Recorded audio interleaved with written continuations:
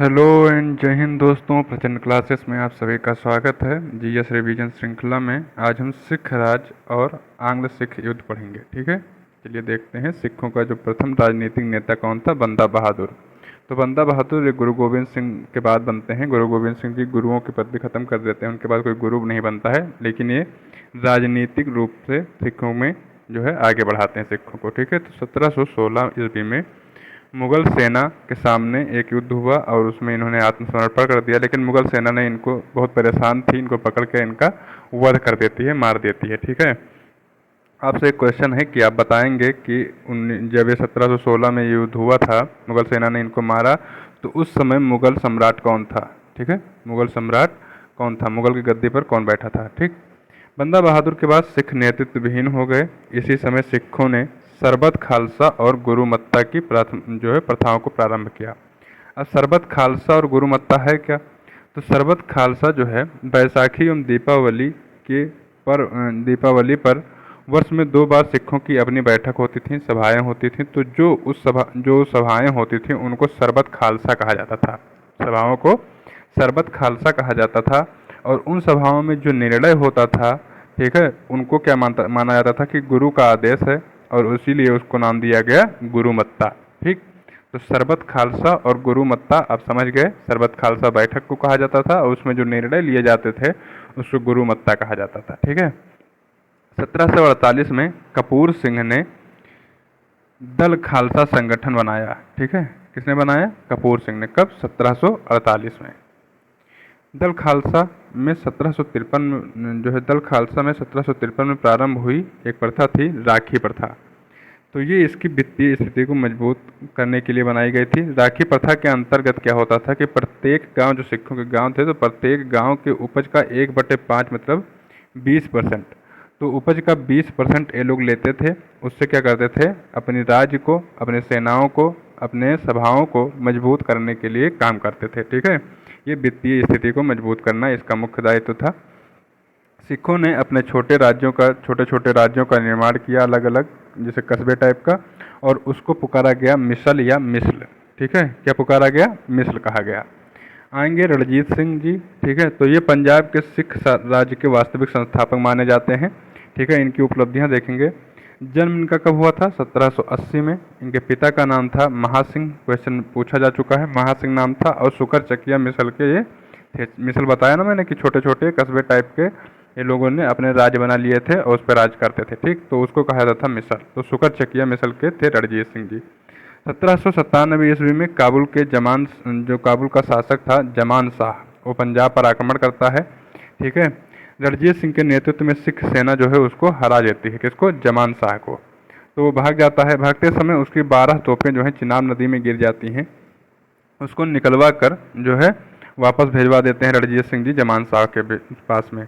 तो वो इससे खुश हो जाता है और जो लाहौर का अधिकार होता है वो दे देता है किसको? रणजीत सिंह को। ठीक, अब 1799 में लाहौर पर अधिकार जब इनको मिल गया तो लाहौर को अपनी राजधानी बना लिया। किसने? रणजीत सिंह जी ने लाहौर को राजधानी बना लिया। 1806 में रणजीत सिंह एवं जनरल लेक, ठीक है, कब? 1806 में रणजीत सिंह एवं जनरल लेक के बीच एक संधि होती है। ठीक है, उसमें जो है रणजीत सिंह होलकर को अमृतसर छोड़ने को कहते हैं। ठीक है, कहेंगे अंग्रेज पंजाब से अपनी सेना हटा लेंगे और रणजीत सिंह के मित्रवत बने रहने तक अंग्रेज उन पर कोई आक्रमण नहीं करेंगे। ये उस संधि में बातें होती हैं और साइन होता है। रणजीत सिंह का साम्राज्य विस्तार देखेंगे तो 1809 में, उस संधि के बाद 1809 में एक कांगड़ा विजय करते हैं। 1813 में अफगान अमीर शाह शुजा से कश्मीर को अपने संरक्षण में ले लेते हैं और शाह शुजा इनको कोहिनूर हीरा भी प्रदान करता है। ठीक, ये कब की बात है? 1813 की। ठीक, 1813 में याद करते चलिएगा, पहले कांगड़ा जीता, ठीक है, फिर कश्मीर को कब्जे में लिया, 1813 में अटक को जीता और 1818 में मुल्तान विजय की। ठीक, तो अटक और फिर मुल्तान।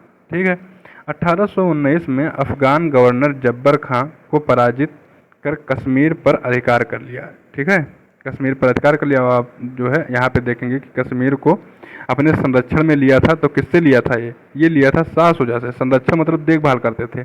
लेकिन अब यहाँ पर ये 1819 में जब्बर खां से कश्मीर को जीत ही लेंगे, पराजित कर देंगे उसको और कश्मीर को अपने कब्जे में कर लेंगे और वहाँ के भी मतलब वो इनके राज्य में आ जाएगा। 1820-21 में डेरा गाजी खां, डेरा इस्माइल खां तथा लेह को जीत लिया। ठीक है, ये अलग अलग डेरा मतलब ये भी छोटे छोटे साम्राज्य थे तो इनको भी जीत लेते हैं। 1832 में पेशावर की विजय की। ठीक है, 1832 में पेशावर जीते और 1833 से 34 में मुजारी काबिले को पराजित कर शिकारपुर पर अधिकार कर लिया, लेकिन इसे अंग्रेजों को दे दिया। ठीक, ये जो है बहुत ज़्यादा अपने राज्य को फैलाया रणजीत सिंह ने और इनकी 1839 में मृत्यु हो गई। ठीक, अब 1839 से जब मृत्यु हो जाती है तो 1839 से 49 तक ही इनके जो है उत्तराधिकारी राज कर पाते हैं, केवल 10 साल तक। 3 लोग रहते हैं, कौन कौन? खड़ग सिंह, शेर सिंह, दिलीप सिंह, ये तीनों इनके पुत्र थे।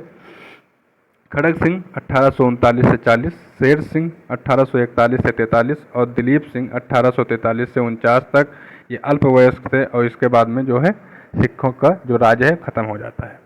आंग्ल सिख युद्ध होता है दिलीप सिंह के शासनकाल में। ठीक है, प्रथम आंग्ल सिख युद्ध देखेंगे। देखिए, दिलीप सिंह जब राजा बने, ये अल्पवयस्क थे, तो ये जो है इनकी माता का नाम था रानी जिंदन।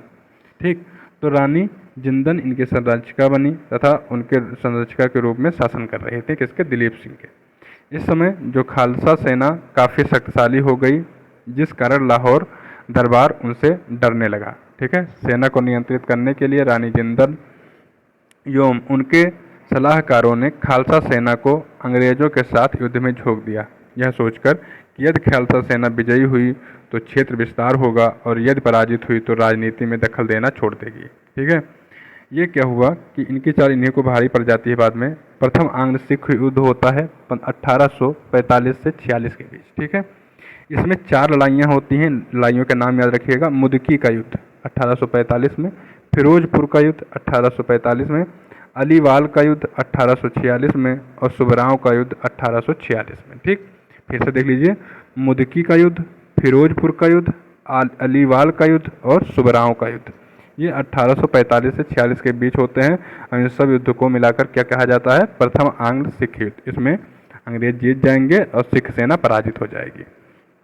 फिर होती अभी जो युद्ध शुरू हुआ तो इसको जो है ख़त्म कैसे किया जाएगा? तो ये लाहौर की संधि होती है 9 मार्च 1846 ईस्वी में। इसमें जो है अंग्रेज क्या करते हैं कि दिलीप सिंह के बीच ये संधि होती है, अंग्रेजों और दिलीप सिंह के बीच। दिलीप सिंह को रानी जिंदन की संरक्षिता मान लेते हैं अंग्रेज लोग। ठीक है, और सतलज के पूरब, सतलज नदी जो होती है उसके पूरब के प्रदेश व जालंधर के दो आब, यहाँ दो आब लिखा है तो दो आब क्षेत्र पर अंग्रेजों का आधिपत्य होगा। सतलज के जो पूरब का अभी तक इनका राज्य था उस पर अंग्रेजों ने अधिकार कर लिया और दो आब क्षेत्र जो जालंधर का था, जो जिसमें कृषि बहुत अच्छी होती थी, उस पर भी अंग्रेजों का अधिकार हो गया। लाहौर दरबार पर 1.5 करोड़ का जुर्माना लगा दिया गया। 50 लाख रुपये नगद एवं 1 करोड़ 50 लाख रुपये नगद एवं 1 करोड़ के बदले कश्मीर गुलाब सिंह के हाथों बेच दिया गया। ठीक है, गुलाब सिंह को दे दिया गया कश्मीर, गुलाब सिंह बोली लगाई गई और कश्मीर गुलाब सिंह को दे दिया गया 50 लाख रुपया नगद और 1 करोड़ दे दिया गया किसको? गुलाब सिंह को। ठीक है, सिख सैनिकों की संख्या कम एवं निश्चित कर दी गई। जैसे टीपू सुल्तान की संख्या को घटा दिया गया था, ऐसे सिख सैनिकों की संख्या को भी घटा दिया गया, जिससे ये बाद में अंग्रेजों के लिए जो है मुसीबत न बन सके। लाहौर में एक अंग्रेज रेजिडेंट की नियुक्ति कर दी गई। ठीक, और अंग्रेजों के परामर्श के बिना किसी विदेशी सेना में नहीं रखा जाएगा। अंग्रेजों के परामर्श बिना किसी विदेशी को सेना में नहीं रखा जाएगा। ठीक, अगर विदेशियों को सेना में रखना है तो अंग्रेजों से परामर्श लेनी पड़ेगी और अंग्रेज उसका परामर्श जल्दी देते नहीं थे। भैरववाल की संधि, ये याद रखिएगा, 16 दिसंबर 1846 को हुई थी। ठीक है, 1846 में सिखों ने पुनः विद्रोह कर दिया था। अंग्रेजी सेना ने इस विद्रोह का दमन करके दिलीप सिंह से पुनः एक संधि की, जिसको कहा गया भैरववाल की संधि। रानी जिंदन की जो संरक्षिता थी वो समाप्त कर दी गई और इन्हें 1.5 लाख रुपये वार्षिक पेंशन देने का प्रावधान किया गया। अंग्रेज रेजिडेंट की अध्यक्षता में 8 सिख सरदारों की एक परिषद बनाई गई जो शासन की देखभाल करेगी। ठीक है, और लाहौर में एक अंग्रेजी सेना रखी जाएगी जिसका खर्च कौन करेगा? दिलीप सिंह उसको भरेंगे। ठीक है, फिर होगा द्वितीय आंग्ल सिख युद्ध 1848 से 49। इसके अंतर्गत 3 लड़ाइयाँ होती हैं। रामनगर का युद्ध 1848 में अंग्रेज विजयी हो जाते हैं। चिलिया वाला युद्ध बहुत ज़्यादा इंपॉर्टेंट है, इसमें जो सिख विजयी होते हैं 1849 में होता है। और गुजरात नगर का युद्ध, ये जो है अंग्रेज विजयी होते हैं 1849 में होता है। सिख सेना इसमें आत्मसमर्पण कर देती है और अंग्रेजों का जो सेनापति था उसका नाम था ह्यू गॉफ। ह्यू गॉफ, ये अभी तक पूछा नहीं गया है, पता नहीं अगले एग्जाम में कब पूछा जाए, तो याद रखिएगा नाम। 1849 में सिख राज्य को अंग्रेजी राज्य में मिला लिया गया। कब? 1849 में, इंपॉर्टेंट डेट है, याद रखिएगा। 1849 में सिख राज्य को अंग्रेजी राज्य में मिला लिया जाएगा। दिलीप सिंह को पेंशन देकर रानी जिंदन के साथ इंग्लैंड भेज दिया जाएगा और वहीं दिलीप सिंह की मृत्यु होगी। वो जब तक मृत्यु नहीं होगा तब तक वो अब भारत नहीं लौटेंगे।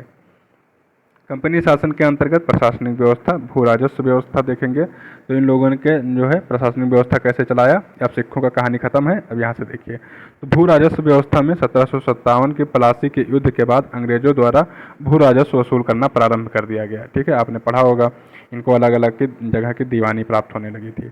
सर्वप्रथम 1772 में वारेन हेस्टिंग्स ने बंगाल में द्वैध शासन समाप्त कर भू राजस्व वसूल करना शुरू किया।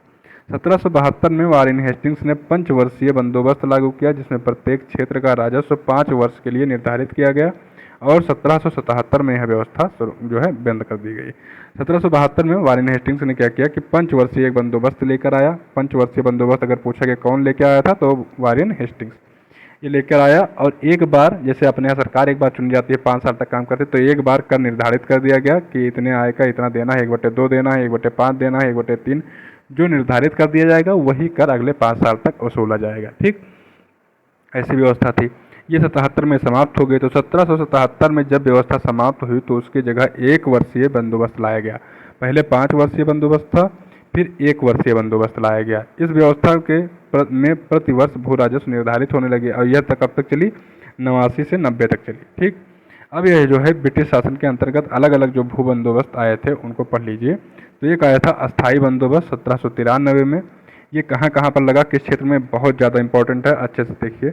बंगाल में, उसके बगल बिहार में, उसके नीचे उड़ीसा में, उसके सबसे नीचे उत्तरी कर्नाटक में, देखिए उत्तरी कर्नाटक में लगा है, और उत्तर प्रदेश के केवल एक शहर वाराणसी में। अलग अलग हैं, देखिए बंगाल पूरा नहीं, पश्चिमी बंगाल में है ये, लेकिन अभी पूर्वी बंगाल में नहीं लगा है, लेकिन इसको बंगाल ही कहा जाएगा। बंगाल में, बिहार में, उड़ीसा में इकट्ठे हो गए, फिर उत्तरी कर्नाटक में और उत्तर प्रदेश के केवल एक जिला वाराणसी में। ठीक, ये टोटल जो अंग्रेज जिस पर राज करते थे भारत में, जितने भारत में, उसका 19% क्षेत्र था इसके अंतर्गत। फिर आएगा रैयतवाड़ी बंदोबस्त 1792 ईस्वी में चालू होता है।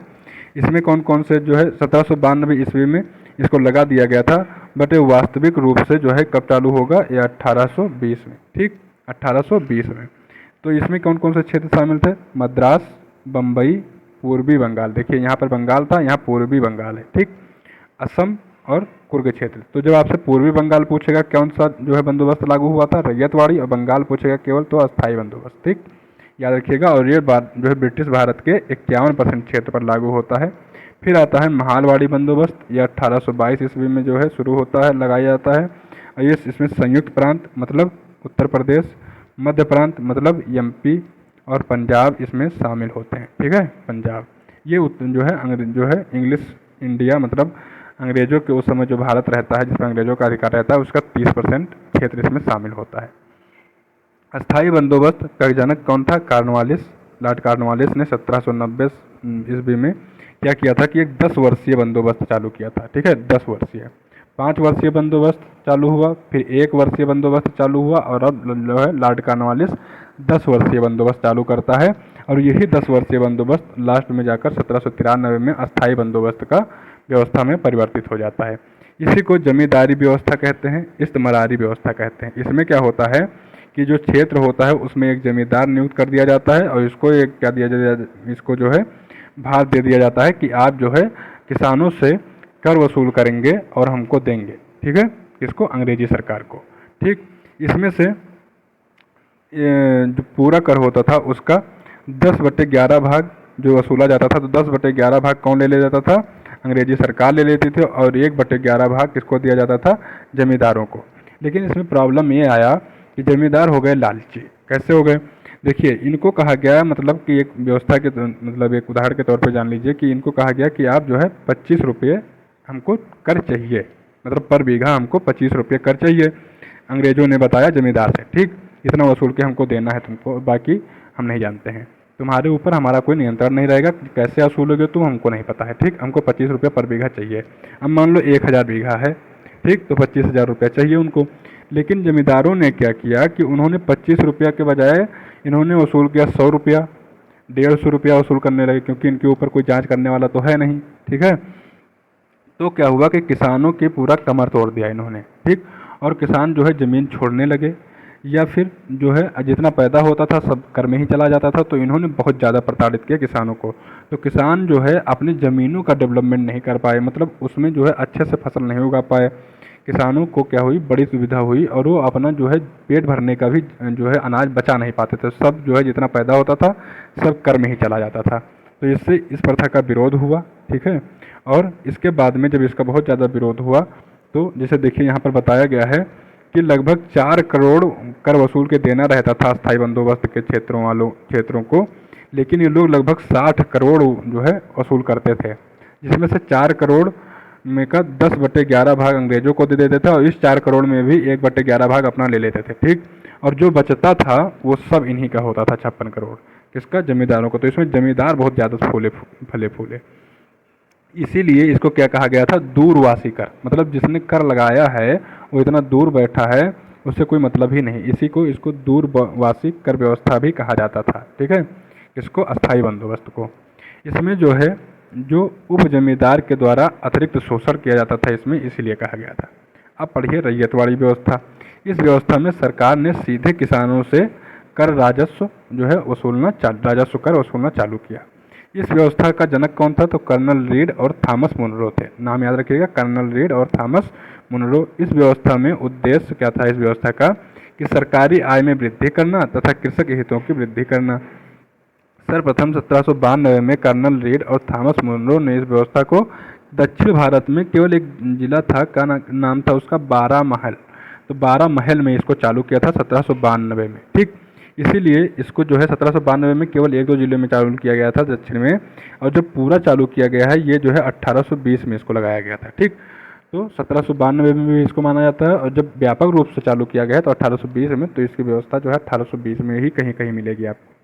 तो दक्षिण भारत में बारामहल जिले में इसको 1792 में ही चालू कर दिया गया था, सबसे पहले वहीं पर लगाया गया था यह कर। 1820 में यह व्यवस्था पूरे मद्रास में देखिए लागू हुई, 1820 में पूरे मद्रास में लागू हुई, और थॉमस मुनरो को इस व्यवस्था का गवर्नर नियुक्त किया गया। 1825 में यह व्यवस्था बम्बई प्रांत में लागू हो गई। यह व्यवस्था मद्रास, बम्बई, पूर्वी बंगाल, असम, कुर्ग क्षेत्र में लागू हुई। यह पूरे ब्रिटिश भारत का 51% जो है भूभाग पर लागू हुई थी। इस व्यवस्था में सरकार ने जो उपज का मूल्य का 1/2 भाग कर निर्धारित किया। सरकार व्यवहारिक रूप से आधे से अधिक कर वसूलती थी। यहाँ पर 1/2 का मतलब 50% हुआ कि 100 रुपया का अगर गल्ला होगा तो उसमें से हम 50% ले लेंगे, लेकिन हुआ क्या कि ये लोग जो व्यवहारिक रूप से वसूलते थे आधे से अधिक वसूलते थे। इस व्यवस्था में किसान को भूमि का स्वामी माना गया तथा भूमि को बेचने, गिरवी रखने का अधिकार दिया गया, ठीक है। भूमि को किसान बेच सकता था, गिरवी रख सकता था, इसमें जो है किसानों को भूस्वामी माना गया था। इस व्यवस्था को 30 वर्ष बाद भूमि सर्वेक्षण की व्यवस्था की गई थी। हर 30 वर्ष पर इसके सर्वेक्षण किया जाएगा, ऐसी व्यवस्था बनाई गई, ठीक है। और इसका पुनर्मूल्यांकन का व्यवस्था किया गया था कब, 30 साल बाद, ठीक। महालवाड़ी व्यवस्था आई, ठीक है, महालवाड़ी बंदोबस्त। तो ये इस समय महल से तात्पर्य गांव अथवा जागीर से था, ठीक है। इसमें जो व्यवस्था में दिया गया, यह व्यवस्था इसके जनक कौन थे, हाल्ट मैकेंजी। इन्होंने 1822 में यह व्यवस्था कानूनी रूप से शुरू की। इस व्यवस्था में सरकार ने प्रत्येक गांव की उपज का मूल्य का 50% निर्धारित किया। वहाँ पर क्या था, किसानों के 50% उपज का था, ठीक है। मतलब आपने 100 रुपया कमाया है तो उसका 50 दीजिए। लेकिन यहाँ पर क्या था कि पूरे गांव का 50% देना था, ठीक है। गांव में जितने लोग हैं सबका मिला के 50%, और गांव का जो मुखिया होता था उसी को इसका जिम्मेदारी दे दिया गया कि आप ही इसको जो है वसूल के हम अंग्रेजी सरकार को देंगे, ठीक। इस व्यवस्था में किसानों को भूमि का स्वामी माना गया, उसे भूमि को बेचने अथवा गिरवी रखने का अधिकार प्राप्त था। इस व्यवस्था में सर्वप्रथम मानचित्रों तथा रजिस्टरों का प्रयोग किया गया। तो ये क्वेश्चन आया हुआ है कि सर्वप्रथम मानचित्रों और रजिस्टरों का प्रयोग भूमि राजस्व में कब किया गया था, तो महालवाड़ी व्यवस्था के अंतर्गत। यह व्यवस्था संयुक्त प्रांत, मध्य प्रांत तथा पंजाब में लागू हुई तथा ब्रिटिश भारत के 30% भूभाग पर लागू हुई थी। इस व्यवस्था में गांव के मुखिया को राजस्व वसूल करने का अधिकार दिया गया, जिससे गांव के मुखिया किसानों का शोषण किया। अब गांव के मुखिया को जब जैसे अधिकार प्राप्त हो जाता है, तो जब कोई आदमी ताकतवर हो जाता है तो वो तुरंत शोषण करना चालू कर देगा अपने से गरीबों का। ठीक, तो मुखिया यहाँ पर क्या करेगा, किसानों को बेगार करवाने लगेगा किसानों से। ठीक है, अपने ही गांव के किसानों से क्या करवाने लगेगा, बेगार करवाने लगेगा। अंग्रेजों की न्याय व्यवस्था कैसे चालू होती है, तो भारत में आधुनिक न्याय व्यवस्था के जनक कौन माने जाते हैं, वारेन हेस्टिंग्स। इसने प्रत्येक जिले में एक दीवानी न्यायालय और एक फौजदारी न्यायालय चालू करवाया था। एक दीवानी न्यायालय और एक फौजदारी न्यायालय प्रत्येक जिले में किसने चालू करवाया, किसने लागू करवाया ये चीज़, वारेन हेस्टिंग्स ने। ठीक, दीवानी न्यायालय जिला कलेक्टर के अधीन था। ठीक, और फौजदारी न्यायालय भारतीय न्यायाधीश के अधीन था। फौजदारी मतलब मारपीट क्राइम वाला, और दीवानी मतलब जो सिविल लॉ होते थे उनको चुनने का अधिकार किसको था, कलेक्टर चुनता था। इन दोनों न्यायालयों के ऊपर दो न्यायालय थे, इनके ऊपर दो न्यायालय थे, एक सदर दीवानी न्यायालय और एक सदर निजामत न्यायालय। ठीक, जिनका गवर्नर जनरल के अधीन थे दोनों न्यायालय। सदर दीवानी न्यायालय की अपील लंदन के प्रिवी काउंसिल में होती थी, जबकि जो फौजदारी न्यायालय की अंतिम न्यायालय सदर निजामत न्यायालय होती थी। वारेन हेस्टिंग्स के बाद लॉर्ड कॉर्नवालिस ने न्याय व्यवस्था में व्यापक सुधार किया और 1793 ईस्वी में कॉर्नवालिस कोड मतलब कॉर्नवालिस संहिता का निर्माण किया, जिसमें शक्ति पृथक्करण का सिद्धांत लागू किया। यह क्वेश्चन पूछा जा चुका है कि शक्ति पृथक्करण का सिद्धांत कब लागू हुआ था, किसने लागू किया था, किसमें, न्यायालय में। ठीक है, तो ये जो है कॉर्नवालिस ने लागू किया था। कॉर्नवालिस संहिता कब बनाई गई थी, 1793 में। ठीक है, कॉर्नवालिस ने जिला कलेक्टर से दीवानी न्यायालय, अभी जो आपने पढ़ा था कि जो दीवानी न्यायालय था उसका जो है न्यायाधीश कौन था, कलेक्टर उसको सुनता था। ठीक है, अब फौजदारी न्यायालय का न्यायाधीश कौन रहता था, तो उसका एक न्यायाधीश चुना जाता था। अब कलेक्टर से कहा जाएगा कि आप सिर्फ जो है कर कलेक्ट कीजिए, न्यायालय और न्यायाधीश बनना छोड़ दीजिए। ठीक, तो कलेक्टर से दीवानी न्यायालय का अधिकार जो है छीन लिया गया, अलग कर दिया गया कलेक्टर से, और उसको केवल जो है राजस्व इकट्ठा करने का अधिकार दिया गया। कॉर्नवालिस ने जिला फौजदारी न्यायालय में एक यूरोपीय न्यायाधीश नियुक्त किया। दीवानी न्यायालय में के ऊपर कॉर्नवालिस ने 4 प्रांतीय दीवानी न्यायालय स्थापित किए। ठीक, कहाँ कहाँ पर, कलकत्ता में, ढाका में, मुर्शिदाबाद में और पटना में। कॉर्नवालिस ने जिला फौजदारी न्यायालय के ऊपर सर्किट कोर्ट मतलब दौरा न्यायालय, इसको मोबिलिटी कोर्ट भी कहते हैं। ठीक है, या मूवेबल कोर्ट भी कहते हैं। जैसे मतलब एक कोर्ट ऐसी जो कि मूव करती थी हर जगह हर ज़िले में। ठीक है, और चल चल के वो सुनवाई करती थी। ठीक है, अगर आज जो है इस ज़िले में लगी हुई है, कल दूसरे ज़िले में लग जाएगी, परसों दूसरे ज़िले में लग जाएगी, और वो कोर्ट हर जगह जाके, तो इसलिए उसको मोबिलिटी कोर्ट या मूवेबल कोर्ट ये सब कहा गया, या दौरा न्यायालय कहा गया। ठीक, ये जो है किसने चलाया था, तो लॉर्ड कॉर्नवालिस ने ही इसको चलाया था। अब पढ़ा जाएगा लॉर्ड हेस्टिंग्स आता है। लॉर्ड हेस्टिंग्स इसके समय में निचले स्तर के न्यायिक पदों पर भारतीयकरण शुरू हुआ। ठीक है, लॉर्ड हेस्टिंग्स के समय क्या होता है, इस समय निचले स्तर के न्यायिक पदों पर, ठीक है, जो निचले स्तर के कोर्ट थे उसके न्यायिक पदों पर का भारतीयकरण शुरू हुआ। मतलब वहाँ पर भारतीयों को जो है भारतीयों को जगह देने जाने लगी, भारतीयों को जो है वहाँ पे चुना जाने लगा। ठीक, इस संदर्भ में यह कहा गया कि यदि क्षेत्रीय स्तर पर न्याय व्यवस्था उपलब्ध कराना है तो क्षेत्रीय स्तर पर भारतीयों को न्यायिक पदों पर नियुक्त किया जाए। ये किसने कहा, ये कहा लॉर्ड हेस्टिंग्स ने। ठीक, लॉर्ड विलियम बेंटिक इसके बाद बनता है। ठीक है, गवर्नर जनरल, और इसके समय न्यायिक व्यवस्था में अत्यधिक सुधार हुए। न्याय व्यवस्था का केंद्रीकरण किसने किया, तो लॉर्ड विलियम बेंटिक ने किया। न्याय व्यवस्था का केंद्रीकरण किसने किया, Lord William Bentinck.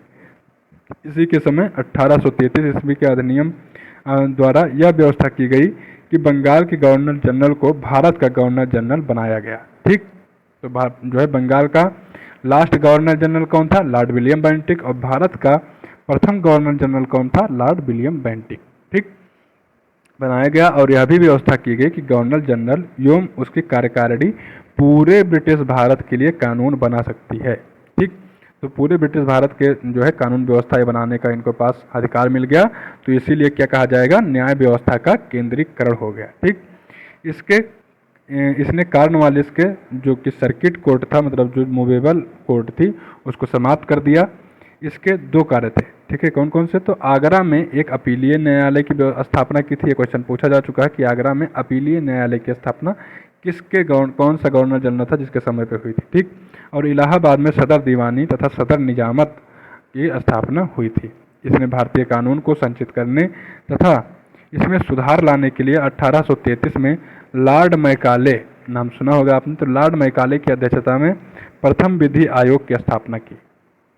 Lord Dalhousie के समय 1853 में यह अधिनियम आया और पुनः विधि आयोग गठित करने की सलाह देता है यह अधिनियम 1853, और इसीलिए 1854 में लॉर्ड मैकाले के नेतृत्व में द्वितीय विधि आयोग की स्थापना होती है, ठीक। इस आयोग की संस्तुति पर 1858 से 61 ईस्वी तक भारतीय दंड संहिता, भारतीय सिविल संहिता और भारतीय सिविल कार्य संहिता की रचना होती है। कब? जब 1858 से 61 के बीच में, जब अधिनियम 1853 आता है तब, ठीक है। और द्वितीय जो है विधि आयोग जो गठित करता है कौन? लॉर्ड डलहौजी, द्वितीय विधि आयोग द्वारा। इसके बाद 1862 में उच्च न्यायालय अधिनियम पारित होता है। कब? 1862 में, जिसके आधार पर प्रमुख प्रांतों में एक उच्च न्यायालय की स्थापना की गई, ठीक। 1862 अधिनियम के तहत प्रमुख प्रांतों में एक उच्च न्यायालय की स्थापना की गई। 1935 में अधिनियम द्वारा दिल्ली में एक संघीय न्यायालय की स्थापना की गई। कब? 1935 के अधिनियम द्वारा, ठीक है। आइए हम देख लेते हैं यहाँ पर कौन कौन से न्यायिक सुधार हुए जो अभी तक पढ़ा गया है, उनको एक जल्दी से देखने का प्रयास करते हैं। तो प्रथम विधि आयोग, ठीक है, लॉर्ड मैकाले की अध्यक्षता में आया लॉर्ड विलियम बेंटिक के समय 1833 में। द्वितीय विधि आयोग 1854 में आया मैकाले की अध्यक्षता में, और उस समय का गवर्नर जनरल कौन था? लॉर्ड डलहौजी। भारतीय दंड संहिता, भारतीय सिविल संहिता और भारतीय सिविल कार्य संहिता कब बनाई गई? तो 1858 से 61 के बीच में बनाई गई इसको, ठीक है। उच्च न्यायालय अधिनियम कब आया? 1862 ईस्वी में उच्च न्यायालय की स्थापना की गई प्रत्येक प्रांतों में, ठीक है। और संघीय न्यायालय की स्थापना कब की गई? 1935 से 1937 में, 1935 अधिनियम द्वारा, ठीक है।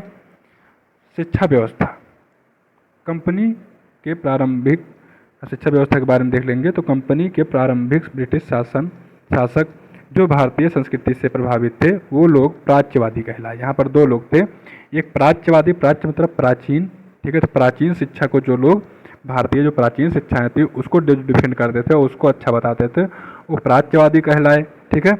और जो मतलब सोचते थे कि नहीं यहाँ की शिक्षाएं सही नहीं थी, यूरोपीय ज्ञान विज्ञान की शिक्षाएं ज़्यादा सही हैं, उनको कहा गया पाश्चवादी, ठीक है।